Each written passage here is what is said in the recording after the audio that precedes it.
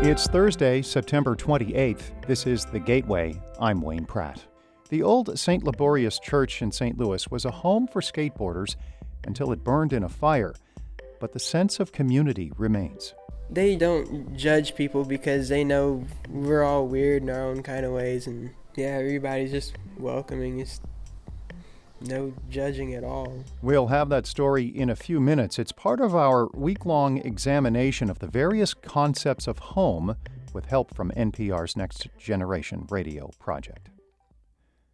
The Missouri Supreme Court is considering whether a law creating more protections for officers under misconduct investigations violates the state's constitution. St. Louis Public Radio's Sarah Kellogg reports. Under the law passed by state legislators, police officers under investigation for misconduct received new protections, including an investigatory period of only 90 days. St. Louis sued over the law in 2021, arguing the law violates the Constitution by creating an unfunded mandate. Jason Lewis, an attorney for the state, says the city has not provided enough specifics to prove the unfunded mandate claim. However, Judge Paul Wilson pushed back on Lewis's argument. These are all procedural objections that you're raising, but you're trying to defend a decision on the merits. Lewis asked the court to uphold a Cole County judge's ruling against the city. I'm Sarah Kellogg, St. Louis Public Radio. A bill introduced in the U.S. House by Illinois Republican Mary Miller would make it easier for levee districts from Missouri to Iowa to maintain flood protection infrastructure. Supporters say it would help the districts keep Federal Emergency Management Agency accreditation. Environmentalists worry it could allow unchecked increases to levees and floodwalls. Olivia Dorothy is the Mississippi River Restoration Director with American Rivers. Water has to go somewhere. If you're always increasing the height of your levees and nobody around you knows what you're doing, then it becomes dangerous because you don't know where that water is going to go. Dorothy says the current regulations factor in how modifications may affect the way water moves during a flood. The Mississippi is low heading into the fall harvest season for the second year in a row. St. Louis Public Radio's Eric Schmid reports it puts a squeeze on farmers who rely on the river to ship their products. The Mississippi River gives U.S. farmers a huge advantage over other countries because it costs a lot less to ship corn and soybeans on the river compared to trucks or rail.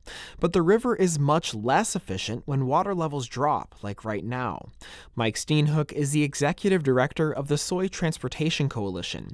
He says the fall harvest is when the vast majority of soybeans are exported. It's game time in agriculture, and we need our supply chain to be firing on all cylinders, and unfortunately that's not occurring right now. Steenhoek says some soybeans and other agricultural products will still float down the river, but farmers will have to find other places to store or sell their crop. I'm Eric Schmid, St. Louis Public Radio. The federal government runs out of money and the Farm Bill expires in 3 days. Lawmakers can buy themselves time by extending the current bill until January.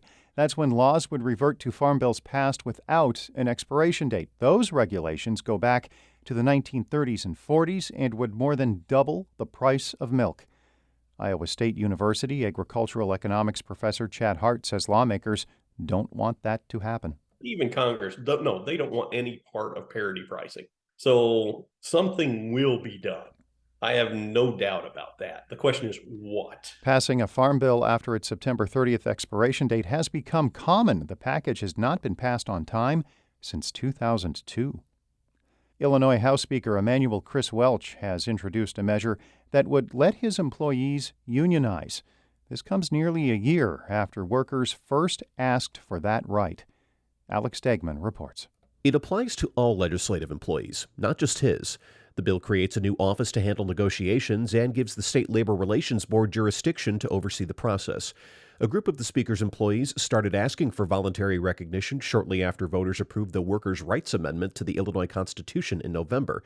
They cited low starting pay and confusing time-off policies, among other issues. A Welch spokesperson says the bill is modeled after other states pushing similar measures, which is why it's taken a while. Brady Burden, a member of the organizing committee, said they've met with management, but not the Speaker himself, and are looking forward to coming to an agreement in good faith. I'm Alex Stegman.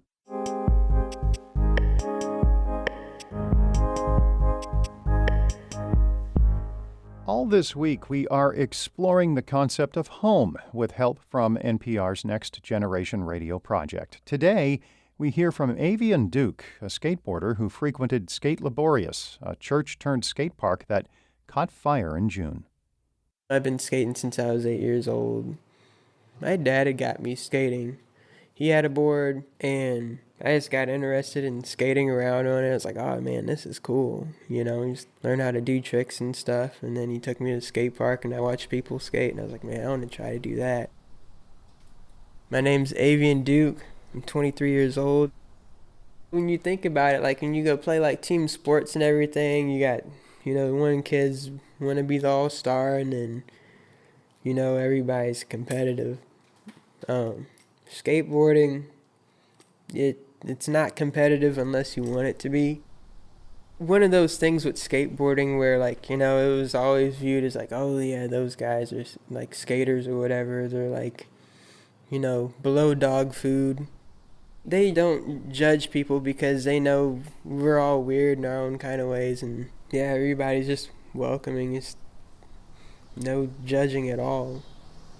Home means to me anywhere you feel safe and comfortable. What's the key for it? Those other locks, I don't remember them working.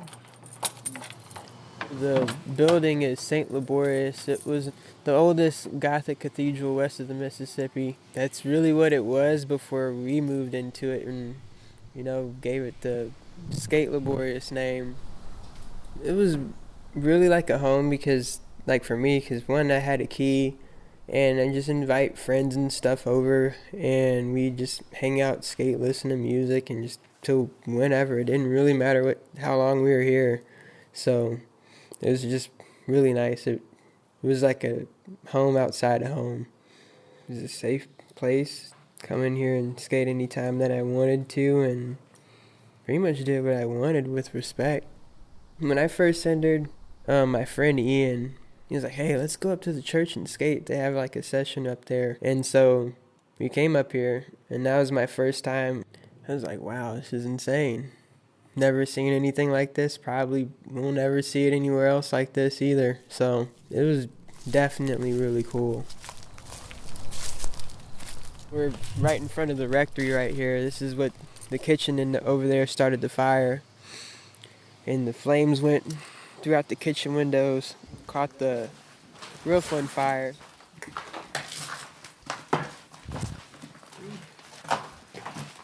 Pretty crazy, isn't it? It's dark, gloomy, and burnt up. Yep. Still smells like natural gas. And that's what started it. It's pretty shocking to see something. It's like a nightmare. This is the sanctuary. This is the back end of it, right up against the altar. There was a mini ramp right here in front of us. There's still some remains of the street course, and the vert ramp's completely gone. That's what was sitting right in the middle. There's been a lot of volunteers coming in and helping to the point of man, there's really not much more we can do right now. It was really awesome to see that because they really care about the place. I think everybody in the community has gotten a lot, closer after this. And knowing that there's still hope to, do something with the place. It was really just like a community scene. Everybody's really close with each other. Yeah, it's like a whole another different family. Avian Duke is a St. Louis skateboarder. That report was produced by Owen Henderson, one of the participants in the NPR Next Generation Radio project. Members of that team were in St. Louis last week to produce stories that explore the concept of home. The Gateway is a production of St. Louis Public Radio, a listener-supported service of the University of Missouri-St. Louis. Music, as always, by Ryan McNeely of Adult Fur. I'm Wayne Pratt.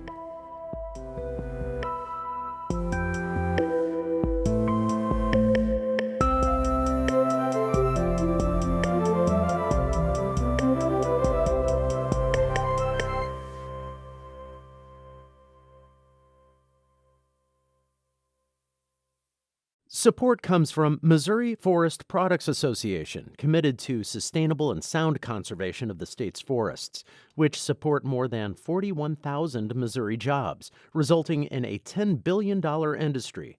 ChooseWood.com.